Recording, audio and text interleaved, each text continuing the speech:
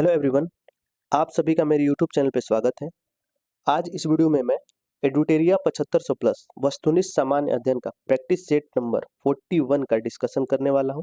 इससे पिछले के वीडियो में मैंने 1 से लेके 40 तक का सेट का डिस्कशन करा दिया है। अगर आप सबने उस वीडियो को नहीं देखा है तो प्लीज़ उस वीडियो को देख लीजिए।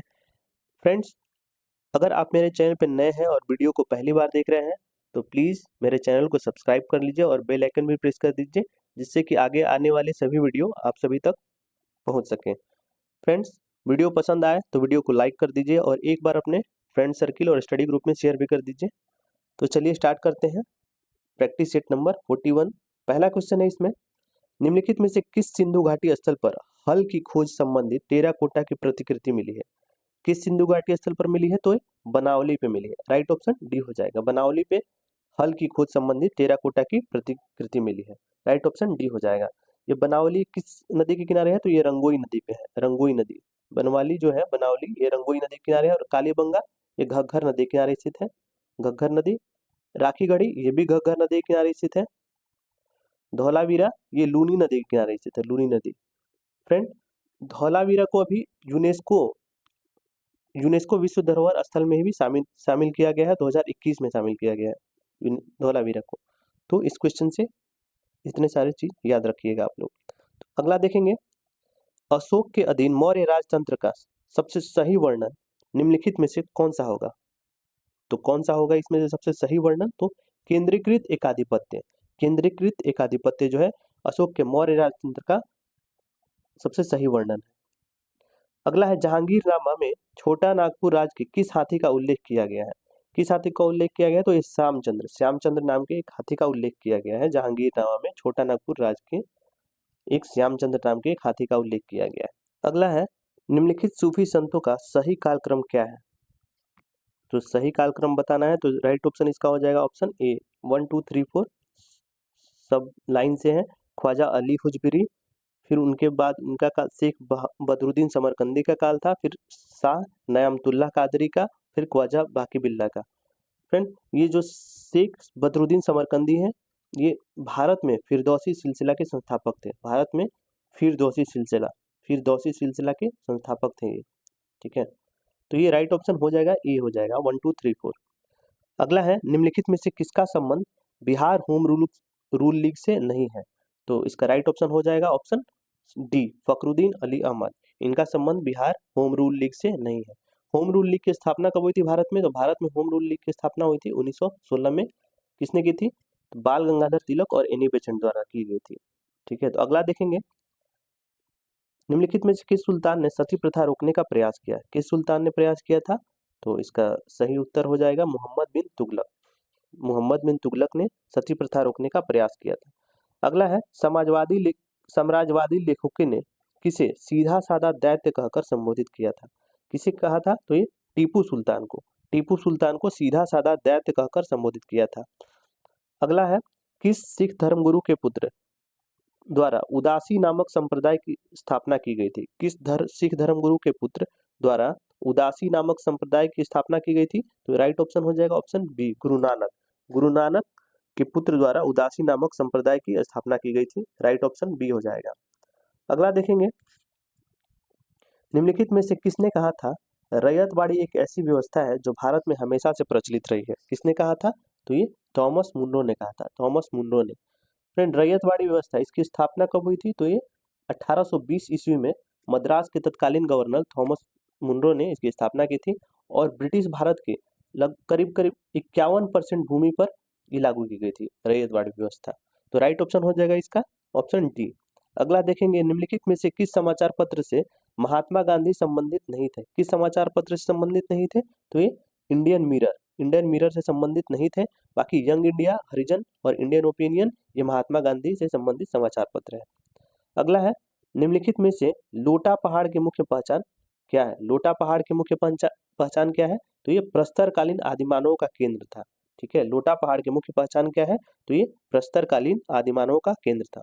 राइट ऑप्शन बी हो जाएगा। अगला है, निम्नलिखित में को सही कालक्रम के अनुसार व्यवस्थित कीजिए और बताना है कि कौन सा विद्रोह किस काल में हुआ था? तो मुंडा विद्रोह ये 1899 से 1900 के बीच हुआ था। मुंडा विद्रोह, संथाल विद्रोह 1855 से 56 के बीच, 55 से 56 में, मोपला विद्रोह 1921 में, और दक्कन का विद्रोह 1875 में हुआ था। तो इसका राइट ऑप्शन हो जाएगा friend option 2413, right option D हो जाएगा 2413। अगला देखेंगे, डलहौजी द्वारा किस वर्ष इनाम कमीशन की स्थापना की गई थी? किस वर्ष इनाम कमीशन की स्थापना की गई थी? तो 1852 1852 ईस्वी में डलहौजी द्वारा इनाम कमीशन की स्थापना की गई थी। और इस इनाम कमीशन की स्थापना का उद्देश्य क्या था? तो इसका उद्देश्य था कर मुक्त या कर रहित भूमि का पता लगाना और उन्हें जब्त करना था। ठीक है, ये इसका उद्देश्य था। अगला देखेंगे, व्यवहारिक वेदांत के प्रतिपादक निम्न में से कौन थे? व्यवहारिक वेदांत के प्रतिपादक निम्न में से कौन थे? तो ये स्वामी विवेकानंद थे, राइट ऑप्शन बी हो जाएगा। स्वामी विवेकानंद जो थे वो व्यवहारिक वेदांत के प्रतिपादक थे। स्वामी विवेकानंद के बारे में देखेंगे कुछ इंपॉर्टेंट फैक्ट्स। इनके बचपन का नाम था नरेंद्र नाथ दत्त। बहुत बार एग्जाम में पूछा भी गया है कि स्वामी विवेकानंद के बचपन का नाम क्या था?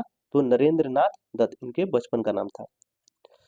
12 जनवरी को हुआ था इनका जन्म, 12 जनवरी 1863 के अप्रॉक्स हुआ था, 1863 में। और 12 जनवरी को ही राष्ट्रीय युवा दिवस के रूप में मनाया जाता है, राष्ट्रीय युवा दिवस के रूप में मनाया जाता है 12 जनवरी को। 1893 में शिकागो में विश्व धर्म संसद में अपने भाषण के लिए प्रसिद्ध है। 1897 में इन्होंने रामकृष्ण मिशन की स्थापना की थी 1897 ईस्वी में। और खेतड़ी के राजा अजीत सिंह थे, उन्हीं के अनुरोध पर इन्होंने अपना नाम विवेकानंद रखा था। तो इतना फैक्ट्स आप स्वामी विवेकानंद से याद रखिएगा। अगला देखेंगे, भारत में कौन से राष्ट्रपति पूर्व में केंद्रीय गृह मंत्री रहे हैं? भारत के कौन से राष्ट्रपति जो है या पूर्व में केंद्रीय गृह मंत्री रहे हैं? तो राइट ऑप्शन हो जाएगा ऑप्शन बी, ज्ञानी जैल सिंह, ज्ञानी जैल सिंह। अगला देखेंगे, भारतीय संविधान में राज्य के नीति निर्देशक सिद्धांतों को शामिल करने के पीछे मुख्य उद्देश्य क्या था? तो मुख्य उद्देश्य क्या था इसका? तो राइट ऑप्शन सी हो जाएगा, लोक कल्याणकारी राज्य की स्थापना करना, ये इसका मुख्य उद्देश्य था। राज्य के नीति निर्देशक तत्व ये संविधान के भाग 4 में वर्णित है, अनुच्छेद 36 से 51 में वर्णित है। ठीक है, और नीति निर्देशक तत्व लिए कहाँ से गए हैं? तो ये आयरलैंड के संविधान से अपनाया गया है, आयरलैंड के संविधान से। अगला देखेंगे, निम्नलिखित में से कौन सा कथन सत्य है? सत्य कथन बताना इसमें। विश्व का सबसे ऊंचा ज्वालामुखी पर्वत कोटोपैक्सी है, ये सही है। विश्व की सबसे ऊंचाई पर स्थित सक्रिय ज्वालामुखी ओजोस डेल सेलाडो है, ये भी सही है। और विश्व की सबसे ऊंचाई पर स्थित शांत ज्वालामुखी एकांका गुहा है, ये भी सही है। तो इसका राइट ऑप्शन हो जाएगा ऑप्शन डी, उपयुक्त में से सभी सारे सही है। ठीक है, फिर है, एशिया के मुख्य नदियों में से कौन सी नदी का मुहाना शीत ऋतु में जम जाता है? तो किस नदी का मुहाना जो शीत ऋतु में जम जाता है? तो इसका राइट ऑप्शन हो जाएगा ऑप्शन डी, लीना, ओबे और येनिसी, इनमें से सभी नदी का जो मुहाना है ये शीत ऋतु में जम जाता है। अगला देखेंगे, भारत की निम्नलिखित फसलों पर विचार कीजिए, मूंगफली, तिल और बाजरा, और बताना है कि उपयुक्त में से कौन सी प्रमुखतया वर्षा आधारित फसल है? कौन सी है? तो इसका राइट ऑप्शन हो जाएगा ऑप्शन डी, 1 2 3 तीनों, मूंगफली, तिल और बाजरा, ये तीनों प्रमुखतया वर्षा आधारित फसल है। अगला है, डॉनबास क्षेत्र किसके लिए प्रसिद्ध है? डॉनबास क्षेत्र किसके लिए प्रसिद्ध है? तो ये कोयला के लिए प्रसिद्ध है, कोयला के लिए। डॉनबास क्षेत्र है कहाँ है? तो दक्षिण पूर्वी यूक्रेन का एक बड़ा खनन क्षेत्र है डॉनबास क्षेत्र, और यह कोयला के लिए प्रसिद्ध है। अगला है, निम्नलिखित में से कौन से कायांतरित सेल है? कौन से कायांतरित सेल है? तो बताना है। तो नीस और सिस्ट जो है ये कायांतरित सेल है, राइट ऑप्शन ए हो जाएगा। नेक्स्ट है, गांव, शहर, राज्य, देशों एवं उनकी सीमाओं को दर्शाने वाले मानचित्रों को क्या कहा जाता है? क्या कहा जाता है? तो गांव, शहर, राज्य, देश और उनकी सीमाओं को दर्शाने वाले मानचित्र को क्या कहा जाता है? तो ये राजनीतिक मानचित्र कहा जाता है, पॉलिटिकल मैप। गांव, शहर, राज्य और देशों की उनकी सीमाओं को दर्शाने वाले मानचित्र को राजनीतिक मानचित्र कहा जाता है। ठीक है, और भौतिक मानचित्र में क्या होता है? तो पेड़, पहाड़, नदियां, जंगल, ये भौतिक मानचित्र में होता है। अगला देखेंगे, महासागर की भूपर्पट्टी में मुख्य रूप से किसकी बहुलता होती है? तो ये किसकी बहुलता होती है? तो सिलिका और मैग्नीशियम की बहुलता होती है, राइट ऑप्शन डी हो जाएगा, राइट ऑप्शन डी हो जाएगा, सिलिका और मैग्नीशियम की बहुलता होती है। अगला देखेंगे, भारत में जलोढ़ मिट्टी लगभग कितने प्रतिशत भागों में पाया जाता है? कितने प्रतिशत भागों में पाया जाता है जलोढ़ मिट्टी? तो ये 40% भागों में पाया जाता है, राइट ऑप्शन सी हो जाएगा। अगला देखेंगे, निम्न में से किस बायोम को विश्व की ब्रेड बास्केट कहा जाता है? किस बायोम को? तो ये मध्य अक्षांशीय घास स्थल को विश्व की ब्रीड बास्केट कहा जाता है। राइट ऑप्शन ए हो जाएगा। अगला है रेडियो तरंगों पर किसी सूचना के अध्यारोपण की प्रक्रिया का नाम है, क्या नाम है? रेडियो तरंगों पर किसी सूचना के अध्यारोपण की प्रक्रिया का नाम है, तो ये मॉड्यूलेशन कहा जाता है। राइट ऑप्शन बी हो जाएगा। अगला देखेंगे, पृथ्वी के गुरुत्वाकर्षण क्षेत्र की तीव्रता कहाँ अधिकतम होती है? पृथ्वी के गुरुत्वाकर्षण क्षेत्र की तीव्रता कहाँ अधिकतम होती है? तो ये ध्रुवों पर अधिकतम होती है, ध्रुवों पर अधिकतम होती है। राइट ऑप्शन डी हो जाएगा। अगला है आर्द्र वायु में ध्वनि का वेग शुष्क वायु की तुलना में अधिक होता है, क्योंकि आर्द्र वायु में क्या होता है? तो आर्द्र वायु में शुष्क वायु की तुलना में घनत्व कम होता है, इसलिए आर्द्र वायु में ध्वनि का वेग शुष्क वायु की तुलना में अधिक होगा। अगला देखेंगे, क्षारीय भूमि को सुधारा जा सकता है किस प्रक्रिया द्वारा? क्षारीय भूमि को सुधारा जा सकता है जिप्सम के प्रयोग द्वारा। जिप्सम के प्रयोग द्वारा क्षारीय भूमि को सुधारा जा सकता है, और चूने के प्रयोग द्वारा अम्लीय भूमि को सुधारा जा सकता है। अम्लीय भूमि को चूने के प्रयोग द्वारा सुधारा जा सकता है। अगला है, निम्नलिखित में से किस धातु का गलनांक सबसे कम है? किस धातु का जो गलनांक है सबसे कम है? तो ये पारद का गलनांक सबसे कम है। नेक्स्ट है, वह वर्णक जो वनस्पति को परावैंगनिक किरणों के दुष्प्रभाव से बचाता है, कौन सा है? वर्णक जो वनस्पति को परावैंगनिक किरणों के दुष्प्रभाव से बचाता है, वो कौन सा है? तो ये कैरोटीनाइड वर्णक है जो वनस्पति को परावैंगनिक किरणों के दुष्प्रभाव से बचाता है। अगला देखेंगे, निम्न में से कौन सा विटामिन हमारी आंखों एवं त्वचा को स्वस्थ रखता है? कौन सा विटामिन है? तो ये है विटामिन ए। विटामिन ए जो है हमारी आंखों एवं त्वचा को स्वस्थ रखता है, और इसकी कमी से कौन सा रोग होता है? तो ये रतौंधी। और विटामिन ए का रासायनिक नाम क्या होता है? तो रेटिनॉल। अगला है, मानव शरीर में रक्त की अपर्याप्त पूर्ति को कहते हैं, रक्त की अपर्याप्त आपूर्ति को क्या कहते हैं? तो इस्कीमिया कहा जाता है। इस्कीमिया, मानव शरीर में रक्त की अपर्याप्त आपूर्ति को क्या कहते हैं? तो इस्कीमिया कहते हैं। अगला देखेंगे, अवक्षेपण से संबंधित आइस क्रिस्टल सिद्धांत किसने प्रतिपादित किया था? अवक्षेपण से संबंधित आइस क्रिस्टल सिद्धांत को किसने प्रतिपादित किया था? तो इसका राइट ऑप्शन हो जाएगा ऑप्शन सी, बर्गरान ने इसे प्रतिपादित किया था। अगला देखेंगे, भारत में आधुनिक ढंग से सीमेंट बनाने का पहला कारखाना कहाँ लगाया गया था? भारत में आधुनिक ढंग से सीमेंट बनाने का पहला कारखाना कहाँ लगाया गया था? तो ये मद्रास में लगाया गया था 1904 ईस्वी में। अगला है, राष्ट्रीय युद्ध स्मारक कहाँ स्थित है जिसका उद्घाटन प्रधानमंत्री श्री नरेंद्र मोदी द्वारा किया गया था? कहाँ स्थित है? तो ये नई दिल्ली में स्थित है। राइट ऑप्शन डी हो जाएगा, नई दिल्ली में स्थित है राष्ट्रीय युद्ध स्मारक, जिसका उद्घाटन अभी प्रधानमंत्री श्री नरेंद्र मोदी द्वारा किया गया था। अगला है, चाइक के नाम से किस नदी को जाना जाता है? चाइक के नाम से भी किस नदी को जाना जाता है? तो ये शारदा नदी को जाना जाता है। राइट ऑप्शन डी हो जाएगा, शारदा नदी का अन्य नाम चाइक के भी नाम से जाना जाता है। नेक्स्ट देखेंगे, विश्व में सर्वप्रथम कागज कहाँ बनाया गया? विश्व में सर्वप्रथम कागज कहाँ बनाया गया? तो ये चीन में बनाया गया। राइट ऑप्शन ए हो जाएगा। अगला है, निम्नलिखित में से कौन सा युग्म सही सुमेलित नहीं है? तो सही सुमेलित कौन सा नहीं है? तो ये अंतर्राष्ट्रीय सस्य वानिकी अनुसंधान केंद्र, ये नैरोबी में है। भारतीय वन प्रबंधन संस्थान भोपाल में है। केंद्रीय सस्य वानिकी अनुसंधान, ये बांदा में नहीं बल्कि झांसी में है। तो इसका राइट ऑप्शन हो जाएगा ऑप्शन सी, यही सुमेलित नहीं है। और टाटा ऊर्जा अनुसंधान संस्थान नई दिल्ली में है, तो इसका राइट ऑप्शन हो जाएगा ऑप्शन सी, ये सही सुमेलित नहीं है। नेक्स्ट है, सिद्धि धमाल नृत्य किस राज्य में प्रचलित है? सिद्धि धमाल नृत्य जो है ये किस राज्य में प्रचलित है? तो ये गुजरात में प्रचलित है। राइट ऑप्शन ए हो जाएगा।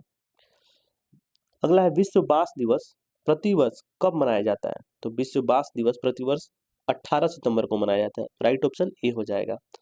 अगला है, वैधानिक तरलता अनुपात SLR, स्टैच्यूटरी लिक्विडिटी रेशियो की अधिकतम सीमा कितनी हो सकती है? तो ये अधिकतम कितनी हो सकती है? तो ये 40% हो सकती है। राइट ऑप्शन सी हो जाएगा, वैधानिक तरलता अनुपात की अधिकतम सीमा कितनी हो सकती है? तो ये 40% हो सकती है। अगला देखेंगे, निम्नलिखित में से सूची 2 से मिलान कीजिए। सूची 1 का सूची 2 से मिलान कीजिए, और कौन किससे संबंधित है तो बताना है। तो पूर्ण लाभ, ये एडम स्मिथ से संबंधित है। पूर्ण लाभ, बिग पशु सिद्धांत, ये पॉल रोडेन से संबंधित है। निम्न स्तरीय संतुलन जाल का सिद्धांत, ये रैगनर नर्क्से से संबंधित है। और संतुलित विकास सिद्धांत, ये रिचर्ड आर नेल्सन से संबंधित है। तो राइट ऑप्शन हो जाएगा इसका ऑप्शन सी 21434, 2134 राइट ऑप्शन हो जाएगा इसका। अगला देखेंगे, किसके अनुसार ब्याज एक निश्चित समय के लिए तरलता के त्याग का पुरस्कार है? किसके अनुसार ब्याज एक निश्चित समय के लिए तरलता के त्याग का पुरस्कार है? तो ये राइट ऑप्शन हो जाएगा ऑप्शन ए, कीन्स के अनुसार। कीन्स के अनुसार ब्याज एक निश्चित समय के लिए तरलता का त्याग का पुरस्कार है। अगला देखेंगे,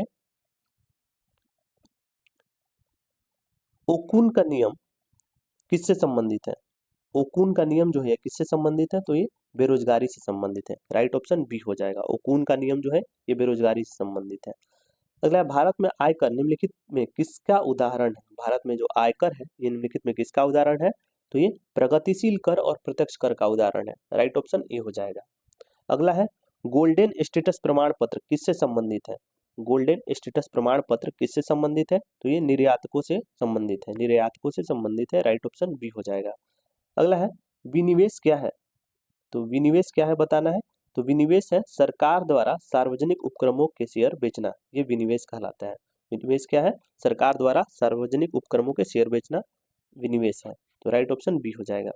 अगला देखेंगे, निम्नलिखित पर ध्यान दीजिए और बताना है कि उपयुक्त सभी कार्य किसके द्वारा किए जाते हैं। तो करों की शुद्ध आय के शेयर आवंटित करना, सहायता में अनुदान को नियंत्रित करने वाले सिद्धांतों के नीचे रखना, केंद्र सरकार और राज्य सरकारों के बीच वित्तीय संबंधों को देखना। वित्तीय संबंधों को देखना है किसका कार्य है? तो ये वित्त आयोग का कार्य है। वित्त आयोग का कार्य है सारा। और वित्त आयोग की चर्चा संविधान के किसने आर्टिकल में की गई है? तो आर्टिकल 280। आर्टिकल 280 में वित्त आयोग की चर्चा है। अगला देखेंगे, निम्नलिखित पारिस्थितिकी तंत्रों में किसमें प्रजातीय विविधता सापेक्षता काफी अधिक होती है? किसमें होती है प्रजातीय विविधता काफी अधिक? तो राइट ऑप्शन हो जाएगा ऑप्शन सी, प्रवाल भित्तियां में। प्रवाल भित्तियां में जो है प्रजातीय विविधता सापेक्षता काफी अधिक होती है। तो फ्रेंड्स, आज का डिस्कशन यहीं पे समाप्त होता है। कमेंट में बताइएगा वीडियो कैसा लगा और मेरे द्वारा दी गई जानकारी वो भी कैसी लगी। तो अगर आप सबने इस वीडियो को अभी तक लाइक नहीं किया है तो प्लीज़ वीडियो को लाइक कर दीजिए और वीडियो को एक बार अपने स्टडी ग्रुप और फ्रेंड सर्किल में शेयर भी कर दीजिए। मिलते हैं अगले वीडियो में, तब तक के लिए धन्यवाद।